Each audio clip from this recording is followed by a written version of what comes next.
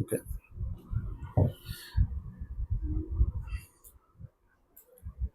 வாழ்க வளமுடன், வாழ்க வளமுடன். இன்றைக்கு நாம் பார்க்கக்கூடிய சிந்தனை விருந்து வந்து பாவப்பதிவுகளும் போக்கும் வழிகளும். பாவம்னு என்ன, புண்ணியம்னு என்ன, இதோ நம்ம இது வரைக்கும் அப்படி நினச்சிட்ருக்கோம், பாவம் புண்ணியம்னு. ஆனால் பாவம்னா என்னன்னு ஒரு தெளிவாக எளிமையாக ஒரு ஃபார்முலா சாமியம் கொடுத்துருக்காரு வேதாத்திரி மகரிஷி. பாவம்னா வேறு ஒன்றுமே இல்லை, நம்ம செயல்னால ஒரு விளைவு வரும். எப்பயுமே எந்த செயல் செஞ்சாலும் விளைவு வரும். ஸோ நம்ம 3 செயல் தான் மனிதர்கள் முக்கியமாக செய்கிறோம்: எண்ணம், சொல், செயல். இந்த 3ல் செயல் செய்யும்போது தமக்கோ நமக்கோ பிறர்க்கோ தற்காலத்திலோ பிற்காலத்திலோ இப்பயோ பின்னாடியோ உடலுக்கோ மனதுக்கோ துன்பம் வந்தால் அது பாவம். இன்னொரு தப்ப சொல்கிறேன், 3 செயல்கள் எண்ணம், சொல், செயல். இந்த 3 செயல்களால் நமக்கோ பிறர்க்கோ இப்போ தற்காலத்திலையோ பிற்காலத்திலையோ, அது நாளைக்கோ நாளானைக்கோ, உடலுக்கோ உணர்ச்சிக்கோ மனதுக்கோ துன்பம் விளைவுமா இருந்தால் அந்த செயல் பாவம். ஒருத்தர் ஒரு எக்ஸாம்பிள், ஒருத்தரை திட்டுறீங்க, அடிக்கிறீங்க. திட்டினா அவருடைய மனதுக்கு மனம் நோகிறாரு, அந்த மனம் நோந்தால் அது பாவம். அந்த மாதிரி உடலுக்கும் சரி மனதுக்கும் சரி, அது இப்பயோ அல்ல ஃப்யூச்சர்லையோ எதிர்காலத்துலேயோ, இதுதான் பாவத்திற்கான ஃபார்முலா, சாமியம். இதே துன்பம் வராமல் அவங்களுக்கு இன்பம் அமைதி கொடுக்கறதா இருந்தால் அது வந்து புண்ணிய காரியங்கள். ஸோ எந்த செயலும் இந்த செயல் பாவம் புண்ணியம்னு கிடையாது. செயல்னால் வரக்கூடிய விளைவு, அந்த விளைவு வந்து துன்பத்தை கொடுத்தா அது பாவம், அதே இன்பத்தை கொடுத்தா அது புண்ணியம். ஸோ இதுதான் பாவம் புண்ணியம். வேற நாம் நினைக்கிற மாதிரி அந்த செயல் பாவம் இந்த செயல் பாவம், பாவத்தினால எந்த செயல்கள் எதுவுமே பாவம் கிடையாது. இன்றைக்கி போகிறோம், வேறு வேலை செய்கிறோம், இது பாவம் கிடையாது. அதனால் விளைவு இன்பமாவோ துன்பமோ நமக்கோ பிறர்க்கோ இன்பமாக வந்தால் அது புண்ணியம், துன்பமாக வந்தால் அது பாவம். இது ஸோ பாவம் வந்து எல்லா செயல்களும், நாம் செய்கிற எல்லா செயல்களும் வினைன்னு சொல்லுவோம், செயல் வினைன்னு சொல்லுவோம். அப்புறம் அதனால வரக்கூடிய விளைவுகள் இன்பம் துன்பம் எல்லாமே பதிவாகிறது. நான் ஏற்கனவே சொன்ன மாதிரி நம்முடைய உடலில் ஒரு 3 இடத்துல பதிவாகிடும், எதுவுமே பதிவாகிடும். கருமையம் நான் சொன்னேன், மகரிஷி சொன்ன பிறகு கருமையத்தில் பதிவாகிடும், உடல் உறுப்புகளில் புலன்களில் பதிவாகிறோம், மூளையிலையும் பதிவாகும். இந்த பதிவில் எப்படியாவது ஒரு உதாரணத்துக்கு, இப்போ ஒரு மரம் இருக்குன்னு வச்சுக்கோங்க, ஒரு பெரிய மரம். அது ஃபஸ்ட்டு அது வந்து ஒரு விதையிலேருந்து செடியாகி ஒரு மரமாகி அதனுடைய எல்லா பெரிய ஒரு 5 வருஷம் 10 வருஷம் ஆகி பெரிய மரமாகி பூவாகி காயாகி எல்லாம் வருது. அத்தனை அந்த மரத்தினுடைய மொத்தமும் கேரக்டரும் தன்மையும் ஒரு விதையில் வந்து பதிவாயிடும். இது வந்து ஆண்டவனுடைய செயல், இறைவனுடைய செயல். இறைவன் எப்பயும் எல்லாத்தையும் சுருக்கி பதிவு பண்ணிடுறது இறைவனுடைய செயல். ஸோ மொத்த மரத்தினுடைய எல்லா கேரக்டரு, எல்லா தன்மைகள், வடிவம், நிறம், குணம் எல்லாத்தையும் ஒரு திருவுண்டு விதையில் கொண்டு வந்து வச்சிடுறாங்க மகரிஷி, இது இறைவன். அதை நீங்கள் விதை கரெக்டாக போட்டு தண்ணி ஊற்றி வெளிச்சம் சூரியாற்றம் வச்சா அப்படியே வளர்ந்து அப்படியே மரமாக மாறும். பெரிய ஆலமரம் கூட பார்த்தீங்கன்னா தூண்டு சின்ன விதையில் தான் இருக்கும். இதுதான் பதிவனுடைய தரம். இதே வந்து மனிதன்லையும் இந்த 3 இடத்துலையும் பதிவாகிறதுன்னு சொல்லணும். அதுக்கு உதாரணமாக மகரிஷியை கொடுத்த உதாரணமாக ஒரு டிவி காட்சி எடுக்கிறாங்கன்னு வச்சுக்கோம். எங்கேயோ ஒரு இடத்துல நிகழ்ச்சி எடுக்கிறாங்க, இங்கிலாந்துலேயோ அமெரிக்காலேயோ டெல்லியிலையோ எடுக்கிறாங்க. ஒரு விளையாட்டு மைதானத்தை ஒரு நிகழ்ச்சி எடுக்கிறாங்க. அதை அப்படியே டிவியினுடைய இதில் அந்த இன்ஸ்ட்ருமெண்ட்டில் பதிவாகி அலையாக பதிவாகி வெளியே இருக்கும்போது உருவம் குணம் திசை எல்லாமே இருக்குது, கலர் எல்லாம் இருக்குது.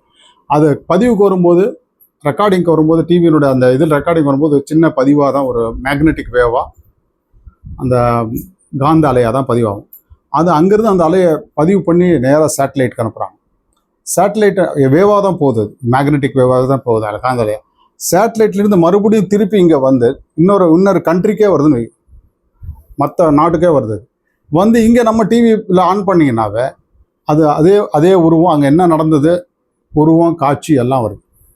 ஸோ அத்தனையும் பதிவாகி மேக்னெட்டிக் வேவாக பதிவாகி அது டிரான்ஸ்மிட் ஆகி இங்கே வந்து திருப்பி அதே காட்சி அதே இதாக வருது. இது டிவியில். அதே மாதிரி நீங்கள் டேப் ரெக்கார்டர் பழைய காலத்தில் டேப் ரெக்கார்டர் இருந்தது, இப்போ இல்லை.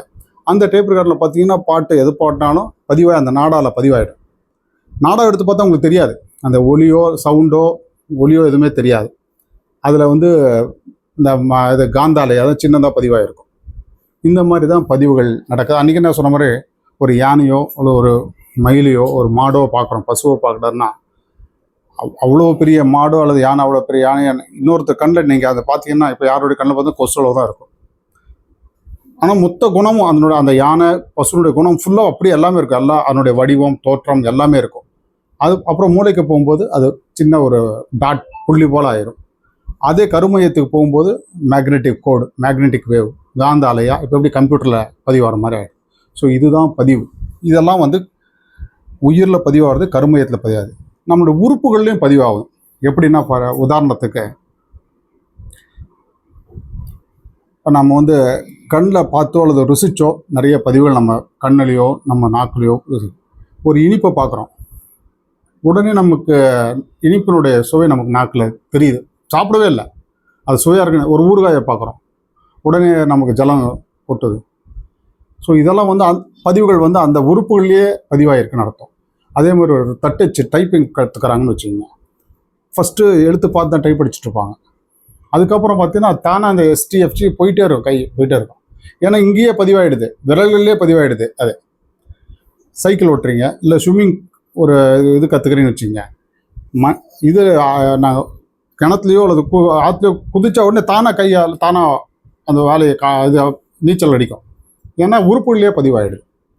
ஸோ பதிவு வந்து முக்கியமாக 3 இடத்துல பதிவாகிடும் சார். முக்கியமாக நம்மளுடைய உடல் உறுப்புகளில் பதிவு. நாம் என்ன செய்தாலும், என்ன செயல், என்ன விளைவு எல்லாமே பதிவாயிடும். உடல் உறுப்புகளில் பதிவாயிடுது, புலன்களில், மூளையில் பதிவாயிரும், கருமையத்தில் பதிவாயிடும். இந்த கருமையத்தில் பதிவாகிறது தான் நான் ஏற்கனவே சொன்ன முறை நம்மளுடைய மொத்த நம்முடைய ஒரு ஆளுடைய கேரக்டர், பர்சனாலிட்டி, தன்மை எல்லாமே அந்த கருமையத்தில் பதிவாகிறது தான். நம்முடைய உள்ள கருமையத்தில் பதிவாகிறது தான். இந்த பதிவுகளில் வந்து இந்த பதிவுனாலும் மீண்டும் அந்த பதிவுனாலும் நம்ம செயல் தூண்ட செய்யும். தவறான பதிவுகள் இருந்துச்சுன்னு வச்சுங்க, அதையே செய்ய தூண்டும். இதுக்கு தான் வந்து மகரிஷி வந்து மனிதனுக்கு வந்து பழக்கம் விளக்கம், பழக்கத்தினாலையும் பதிவு செஞ்ச பழக்கத்தினாலையும் தவறுகள் செய்வது ரெகுலராக அதிலே தான் நம்ம பண்ணிகிட்ருக்கோம். பழக்கம் விளக்கம்னு மகரிஷி அடிக்கடி சொல்லுவார்.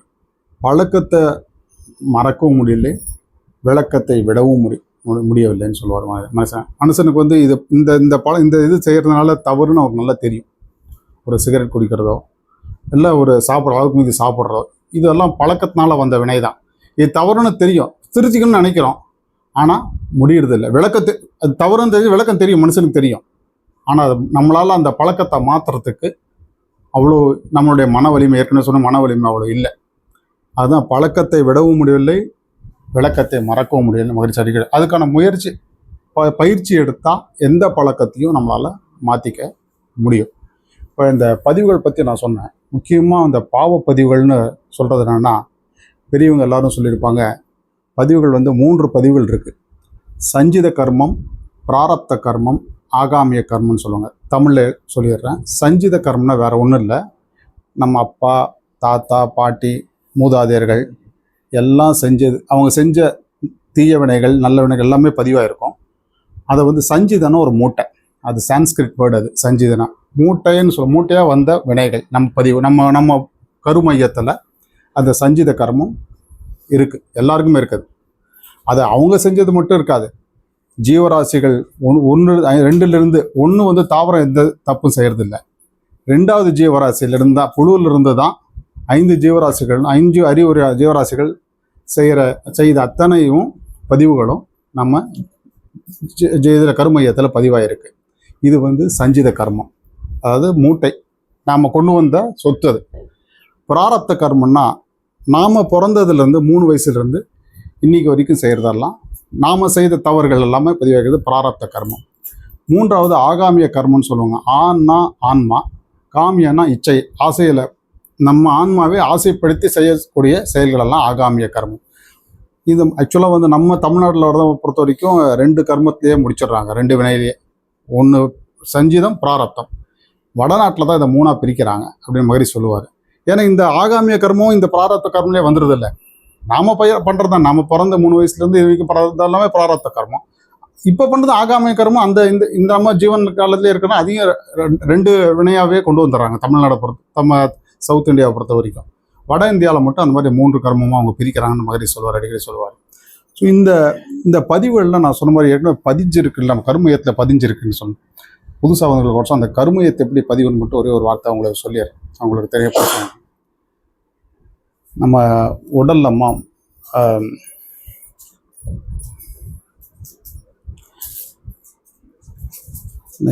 3 பதிவுகள் நான் சொன்னேன். உடலில் பதிவுது, மூளையில் பதிவுது, அப்புறம் கருமையன்னு உங்களுக்குலாம் போன வாட்டி சொல்லியிருந்தேன். கருமையம்னா நம்ம உடலில் ப்ளஸ் பண்ணோம்னா, கூட்டம்னா நடுமையத்தை மூலாதாரம்னு ஒரு மையம் இருக்கும்.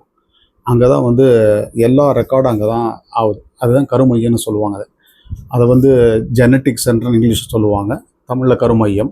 உயிரோட்டத்துக்கு நடுமையம், உயிர்ந்து வெளிவர்ற ஜீவகாந்தத்துக்கு நடுமையம், விந்து நாதன்னு ஆண்களுக்கு விந்து, பெண்களுக்கு நாதம், இதுக்கு 3 தங்கி இருக்கிற இடம் தான் கருமையம்னு பேர். இந்த கருமையத்தோட சென்டர் தான் ஆன்மா, அங்கேயும் பதிவாயிடும். ஸோ இந்த 3 பதிவுகளும் நான் சொன்ன சஞ்சித கர்மம், அதாவது தாத்தா பாட்டி முப்பாட்டி யாரெல்லாம் தவறு செய்தாங்களோ அத்தனையும் இதில் வந்துடும். அப்புறம் நாம் செஞ்சது பிராரப்த கர்மம். இந்த 2 வினைப்பதிவுகள், அதாவது தமிழில் கர்மான்னா சான்ஸ்கிரிட் வேர்டு, இது வினைப்பதிவுங்கிறது தமிழ். செஞ்ச வினையினால் பதிவு வினைப்பதிவு.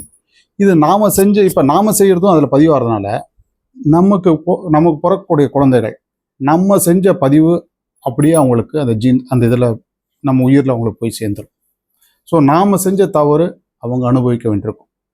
நம்ம பேரண்ட்ஸு முப்பாட்டு செஞ்ச தவறு நாம் அனுபவிக்கலாம், நம்ம குழந்தைக்கு போகும், வழி அப்படி போயிட்டே இருக்கும். அதனால தான் இந்த மெயினாக இந்த காரணமே, இதுக்கெல்லாமே காரணமே அந்த பாவம்னு சொல்கிறோம்ல. எந்த இதுக்கும் துன்பம் செய்யாமல் இருக்கிறது, எந்த உயிருக்கும் மனதாலேயோ உடலாலேயோ தற்பொழுதோ பிற்காலத்திலோ துன்பம் செய்யாமல் இருந்தால் போதும்.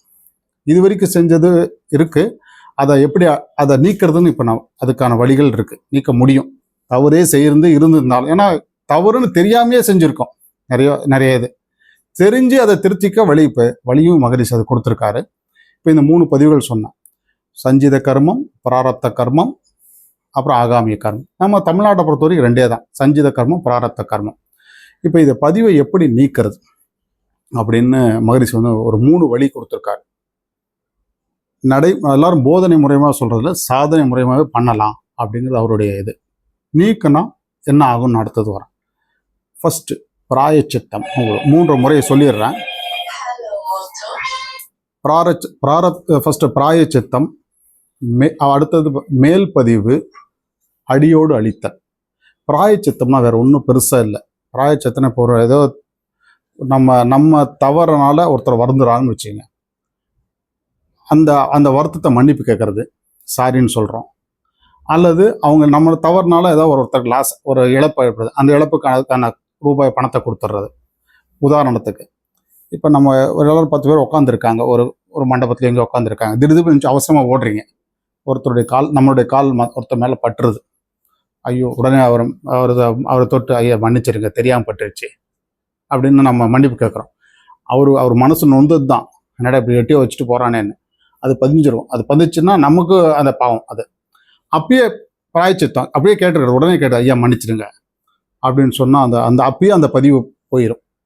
இன்னொரு உதாரணம், ஒருத்தர் பால் விற்றுட்டு போகிறாரு, பாலோ ஏதோ சைக்கிள் வச்சு விற்றுட்டு போயிட்டுருக்காரு.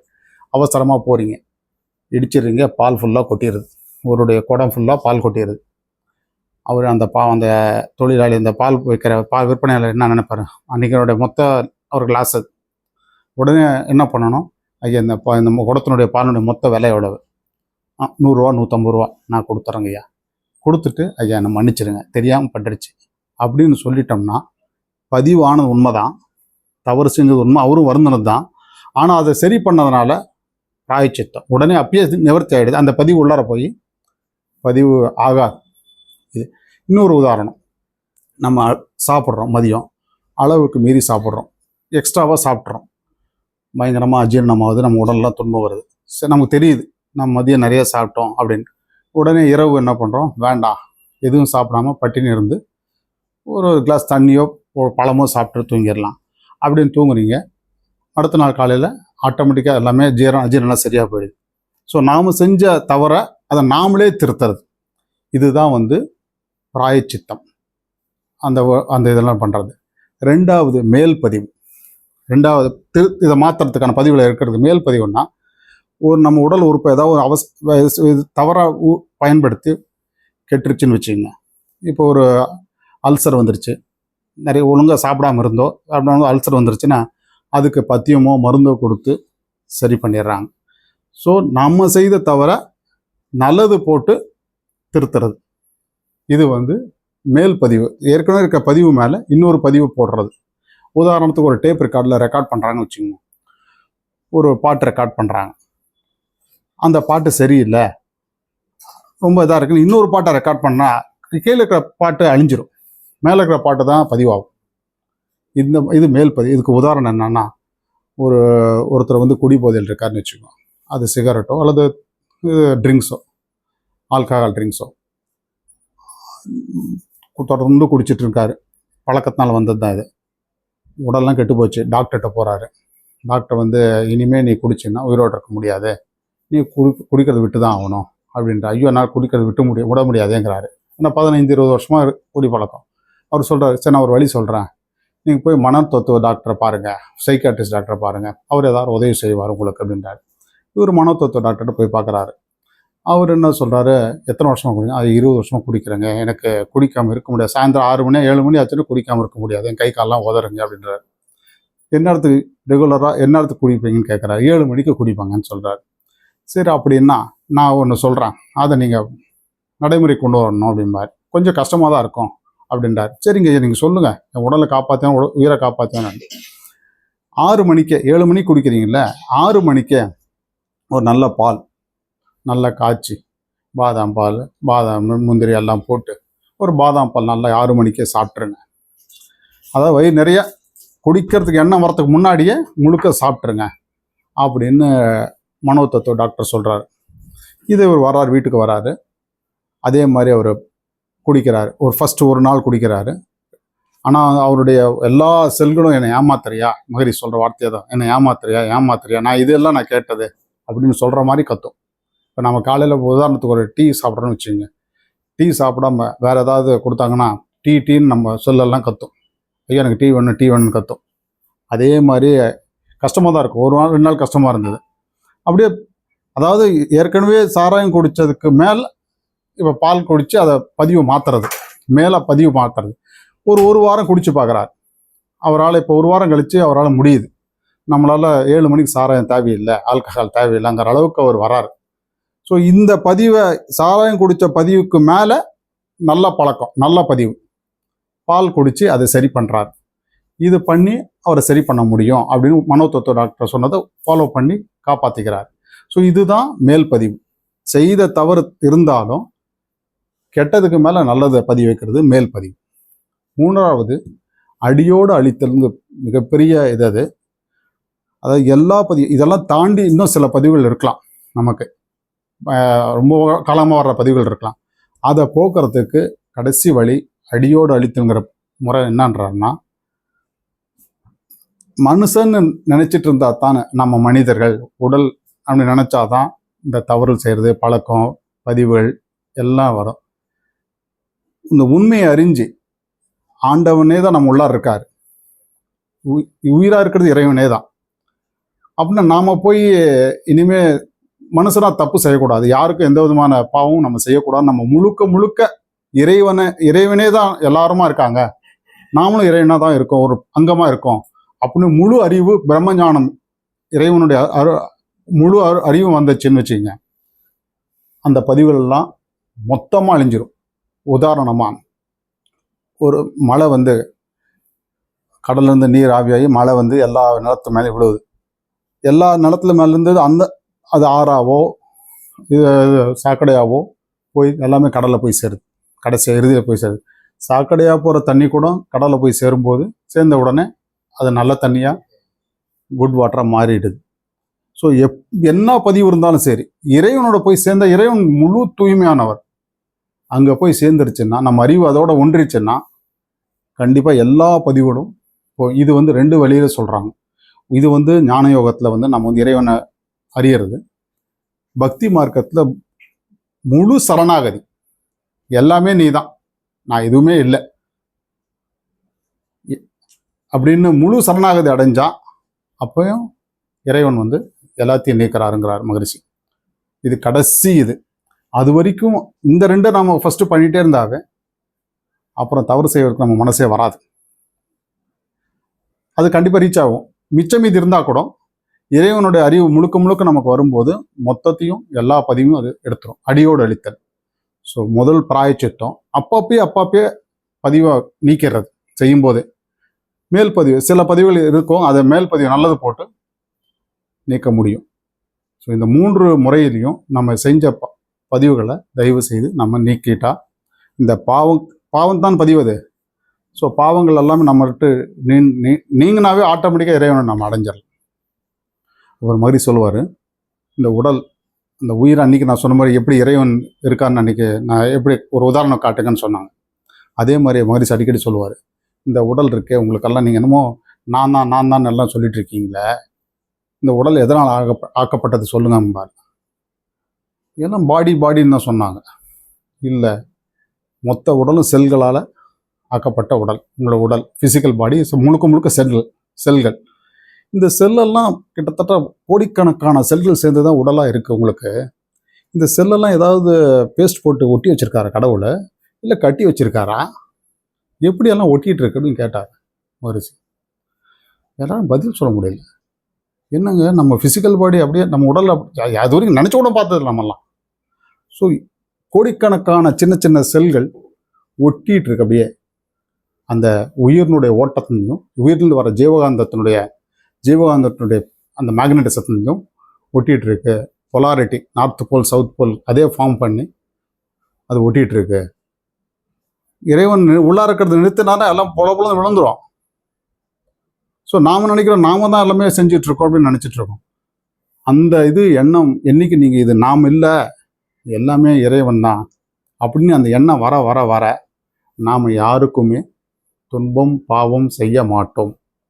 செய்ய மனசு வராது. அங்கே உள்ளா இருக்கிறது இறைவன் தான், நமக்குள்ளா இருக்கிறது இறைவன் தான். இன்னொரு உதாரணம் மாதிரி சொல்லுவார், நம்ம எல்லாம் இருக்கோம் இந்த உலகத்தின் மீது பூமி மேலே இருக்கோம், எல்லாரும் ஒன்று தாங்கிறதுக்கு ஒரு சின்ன உதாரணம் சொல்லுவார். ஒரே பூமி தான், ஒரே தண்ணி தான், எல்லாரும் அந்த தண்ணி தான் குடிக்கிறோம். கடல் ஒன்று தான். அங்கங்கே பூமி பெருசாக பூமி தூக்கிட்டு இருக்கிறதுனால அந்த இடத்துல கடலாக தெரியுது, அவ்வளோதான். ஏன்னா அவர் உலகம் முழுக்க போயிட்டு வந்துட்டுருக்காரு அவர் எல்லாமே. அதே மாதிரி காற்று ஒன்று தான். நீங்கள் இழுத்து விட்ட மூச்சு காற்று தான் நான் இழுத்து விட முடியும். அது மகானாக இருந்தாலும் சரி, ஆர்டினரி மனிதனாக இருந்தாலும் சரி. ஸோ ஒரே காற்று தான். அவர் காற்று நான் இழுக்க முடியும் சொல்ல முடியாது. அதான் மூச்சு காற்று ஒன்று தான். ஸோ எல்லாருக்கும் ஒன்று தான். அதே மாதிரி உடல் உள்ள இருக்கிற உயிரும் ஒன்று தான். எங்கிருந்து வந்து இறைவன்கிட்ட வந்தது. இந்த ஞானம் வர யாருமே மற்றவங்களுக்கு மனதாலேயோ உடலாலேயோ துன்பம் செய்ய மாட்டோம். அது செய்யாமல் இருந்தாவே நமக்கு மேலும் பதிவுகள், பாவ பதிவுகள், வழிச்செயல் பதிவுகள் ஆகாது. தூய்மை அடைவதற்காகவே மனிதன் வந்தான், அதை பின்பற்றல. அடைந்து தூய்மை அடைந்தால் இறைவனை சென்று அடையலாம், தூய்மை அடையலாம்.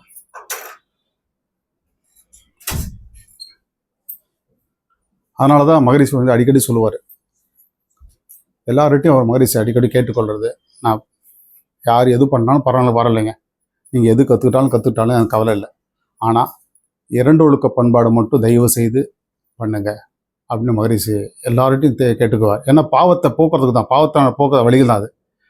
நாங்கள்லாம் மாஸ்டர் கோர்ஸ் முடிச்சிட்ட பிறகு, ஆசிரியர் பயிற்சி முடிச்ச பிறகு ஆலயாரில் மகரிஷிட்ட சர்டிஃபிகேட் வாங்குறோம். அப்போ மகரிஷி வந்து எங்களுக்கெல்லாம் நீங்கள் குருதட்சணையாக கொடுக்கணும் அப்படின்னாரு. என்னடா மகரிஷி பணமும் கேட்க மாட்டார், ஒன்றும் கேட்க மாட்டார், அவர் எப்படி குருதட்சணை கேட்குறாரு. நாங்கள்லாம் அப்போ 100 பேர் இருந்தோம் நாங்கள். எங்களுக்கு ஆச்சரியமா இருந்தது. மகரிஷி பணமே கேட்காதா, ஐயா எது கேட்டாலும் கொடுக்குறோம் அப்படின்னா. நீங்கள் எல்லாம் வந்து ஆசிரியர் முடித்து வெளியே போகிறீங்க, மக்களுக்கு சேவை செய்ய போகிறீங்க. நீங்கள் மட்டும் இல்லை, நம்ம மன்றத்தில் இருக்க எல்லாருமே நான் கேட்குறது என்னன்னா, இன்றையிலிருந்து யாரும் எந்த உயிருக்கும் மனதாலோ உடலாலோ துன்பம் செய்யக்கூடாது. இது முதல் ஒழுக்கம். ரெண்டாவது, எந்த உயிராவது உடலாலோ மனதாலோ துன்பப்பட்டால் உங்களால் ஆன முயற்சி செய்து அதை நீக்க பார்க்கணும். அதை அவங்களுக்கு தவிர்த்து அவங்களுக்கு இன்பத்தை கொடுக்கணும். இந்த 2 ஒழுக்கத்தையும் நீங்கள் எனக்கு சத்தியமாக பண்ணி கொடுன்னு கேட்டார். அந்த சத்தியம் 96 செய்தது இன்று வரை ஃபாலோ பண்ணோம். அந்த 2 ஒழுக்க பண்பாடு செய்தால் பாவங்கள் கிடையாது. அதனால் தயவுசெய்து இனிமேல் இந்த 2 ஒழுக்க பண்பாடை எல்லாரும் கடைபிடித்தால் வாழ்க்கையில் பாவங்கள் இல்லாமல் நிம்மதியாகவும் அமைதியாகவும் வாழலாம். மனதில் நிம்மதி வேண்டுமென்றால் பாவம் இருந்தால் நிம்மதி இருக்காது. மகரிஷி அடிக்கடி சொல்வார், ஒரு மனுஷனுக்கு பாவம் இருக்கிறதுக்கு என்ன அடையாளம்னு கேட்டாங்க மகரிஷிட்ட. அவர் 2 தான் சொன்னார். உடலில் நீங்காத நோய்கள், மனதில் எப்பயுமே கலங்கம், அமைதியே இல்லை. இது 2 வந்து பாவங்கள் இருக்கிறதுக்கான அறிகுறி. அது இருக்குன்னு காட்டுறதுக்கான அறிகுறி அது. அதனால் இது இல்லாமல் பண்ணுறதுக்கு இருக்கிற பாவத்தை நீங்கள் போக்குறதுக்கு நீங்கள் செய்யணும் அப்படின்னு அடிக்கடி அவர் சொல்லுவார். பாவத்தை பற்றி அன்றைக்கி இப்போ இன்னொரு தடவை சொல்லிடுறேன். பாவம்னா ஒன்றும் இல்லைம்மா, எண்ணம் சொல் செயல் இந்த 3ஆலையும் நமக்கோ பிறர்க்கோ இப்பொழுதோ தற்காலத்திலோ பின்னாடியோ உடலுக்கோ மனதுக்கோ துன்பம் செய்யக்கூடாது. எந்த விதமும் துன்பம் செய்யக்கூடாது எந்த ஜீவராசிகளுக்கும். இதுதான் பாவம். துன்பம் வந்தால் அது பாவம், துன்பம் வர மாதிரி செய்தால் அது பாவம், துன்பம் இல்லாத இன்பம் வர மாதிரி செய்தால் அது புண்ணியம். அவ்வளோதான். ஸோ பாவ பதிவுகளும் போக்கும் வழிகளும் இந்த 3 முறைகளை சொன்னேன். இந்த 3 முறை பிராயச்சித்தம், மேல் பதிவு, அடியோடு அழித்தல். ஸோ பக்தி யோகத்துலேயும் அடியோடு அழிக்க முடியுங்கிறாங்க. அதுக்கு டோட்டல் சரண்டர் பண்ணணும்.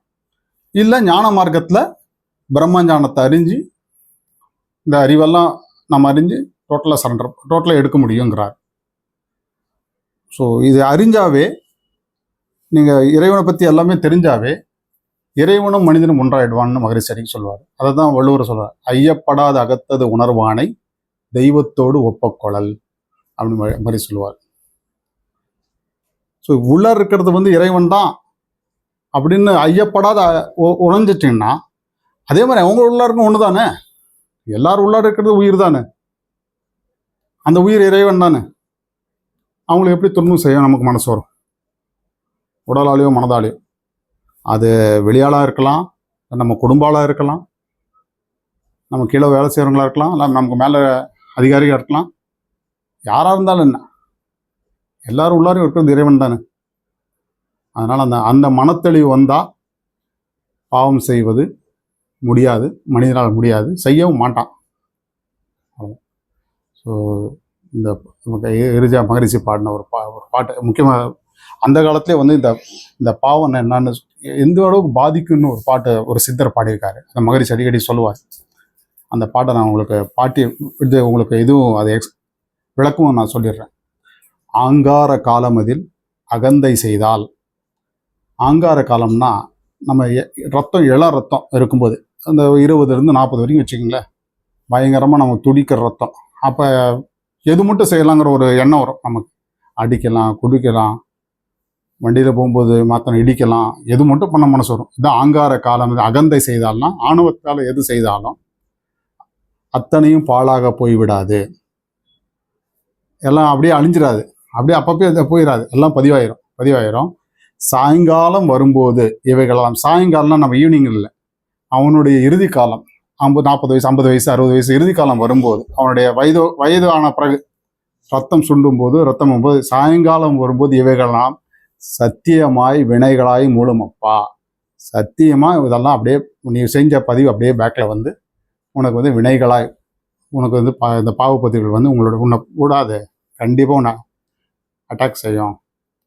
அதுக்கான உனக்கு நீ செய்த தவறுக்கு ரிசல்ட்டை உனக்கு கொடுத்துரும் அப்படின்னு ஒரு சித்தர் பாடியதை அடிக்கடி மகரிஷி சொல்லி காட்டுவார். ஸோ அந்த அந்த கவியும் நம்ம ஞாபகம் வச்சுக்கோங்க. ஆங்கார காலமதில் அகந்தை செய்தால் அத்தனையும் பாழாக போய்விடாது, சாயங்காலம் வரும்போது இவைகளெல்லாம் சத்தியமாய் வினைகளாக வருமப்பா அப்படின்னு சொல்றாரு. இறுதியா மகரிஷி இன்ப வினைகள் எப்படி போகிறதுன்னு ஒரு கடைசியா ஒரு பாட்டு பாடிருக்காரு, அதையும் சொல்லி முடிச்சிடறோம். இந்த ஒரு சின்ன உதாரணம், பாவங்கள்லாம் எப்படி பதிவாகணும்னு ஒரு சின்ன உதாரணம் மகிழ்ச்சி அடிக்கடி சொல்லுவார். ஒரு டெலிஃபோன் இருக்குன்னு வச்சுங்க, அந்த காலத்தில் இப்போ செல்ஃபோன் வந்துருச்சு. நீங்கள் கால் பண்ணிகிட்டே இருக்கீங்க, ஒரு நாளைக்கு 5 கால் 10 கால் பண்ணிகிட்டே இருக்கீங்க. அதே மாதிரி இப்போ செல்ஃபோனில் கூட நீங்கள் எந்த கால் பண்ணாலும் உங்களுக்கு தெரியாது, எத்தனை கால் பண்ண நமக்கு தெரியாது, மறந்துடுவோம். எல்லாம் போய் எக்ஸ்சேஞ்சில், டெலிஃபோன் எக்ஸ்சேஞ்சிலோ இப்போ இருக்கிற இந்த செல்ஃபோனுடைய கம்பெனிலோ எல்லாமே அந்த இதில் கம்ப்யூட்டரில் பதிவாயிடும். மாத கடைசியில் பில் வரும்போது தான் தெரியும் எவ்வளவு பதிவாயிருக்குன்னு. அதே மாதிரி தான் அது இப்போ சயின்ஸ் காலத்தில் அவர் சொல்கிறாரு, உங்களுடைய எல்லா செய்த செயல்கள் 3 வயசுலேருந்து இன்னைக்கு வரைக்கும் நீங்கள் செய்கிற அத்தனை செயல்களும், அது நம்ம புலன்கள் மூலமாகவோ இந்த எண்ணம் சொல் செயல் மூலமாக செய்கிற செயல்கள், அதனால் வந்த விளைவுகள் எல்லாம் போய் இந்த கருமையத்தில் பதிவாயிரும். எடுத்து காட்டும். அப்பா இப்போ காட்டாது, அடுத்த கொஞ்சம் வயசு, நம்ம இள வயசு போன பிறகு ரத்தம் கம்மியாகும் போது எல்லாம் உணவு, அப்பா நீ இது செஞ்ச இந்த வலி, அப்போ இது செஞ்ச இந்த வலியை எடுத்து கொடுக்கும். ஸோ அதனால் பதிவுகள் இல்லாமல், இந்த பாவ பதிவுகள் இல்லாமல் தயவு செய்து நம்ம வாழ கற்றுக்கணும். அதுக்கான முறைகள் மகரிஷி சொல்லியிருக்காரு. இன்னிலிருந்து இந்த 2 ஒழுக்க பண்பாடை பண்ணாவே பாவங்கள் சத்தியமாக கிடையாது, பாவங்கள் பதிவாது. இந்த 2 ஒழுக்க பண்பாடு இன்னொருத்த கடைசியாக சொல்லிடுறேன். இன்றையிலிருந்து யாருக்கும் உடலாலோ மனதாலோ துன்பம் செய்யக்கூடாது. இது முதல் நான் எனது வாழ்நாளில் இன்று முதல் எந்த உயிருக்கும் மனதுக்கும் உடலுக்கும் மற்றவங்களுக்கு நான் துன்பம் செய்ய மாட்டேன். துன்பப்படும் உயிர்களுக்கு என்னால் ஆன, நம்மளால் ஃபுல்லாகவே அவங்கள சால்வ் பண்ண முடியாது, நம்மளால் ஆன உதவியை, ஒருத்தர் 1000 ரூபா வேண்டியதாக இருக்கும், நம்மளால் இன்னும் 100 ரூபா 50 ரூபா என்னால் ஆன உதவியை செய்யணும். இது செஞ்சுட்டே வந்தால் இருக்கிற பதிவும் நான் சொல்லுவேன் மேல் பதிவாகி அந்த எல்லா பதிவும் நல்லதாகி, ஸோ இன்பமாக வாழ, துன்பம் இல்லாமல் வாழ, அமைதியாகவும் பேரின்பத்தை அடைவதற்கும் முடியும் மகிழ்ச்சியை தெளிவாக சொல்லியிருக்காரு. அவர் ஒரு பாட்டு பாடி முடிச்சிருக்காரு மகிழ்ச்சி கடைசியாக, அதையும் நான் பாட்டுகிறேன். இன்ப ஊற்றாய் நிறைந்த இறைவா, எங்கும் இன்ப ஊற்றாய் பெருகும் இறைவா, அன்பு ஊற்றாய் தோற்றங்கள் அனைத்து கொள்ளும், இன்ப ஊற்றாய் அறிவாய் இயங்கும் பராபரமே, வினைப்பதிவாம் சுமை விடுத்து தூய்மை பெறவே, நினைவாய் உடல் எடுத்தேன் நிலம் மீது விழுந்த பின்னே, என்னை மறந்தேன் எந்தன் வினை மறந்தேன், இறைவா உன்னையும் மறந்தேன், ஆனால் நீ உள்ளுணர் என்னை மீட்டு, இன்ப ஊற்றாய் நிறைந்த இறைவா, எங்கும் இன்ப ஊற்றாய் நிறைந்த இறைவா. வாழ்க வளமுடன், வாழ்க வளமுடன்.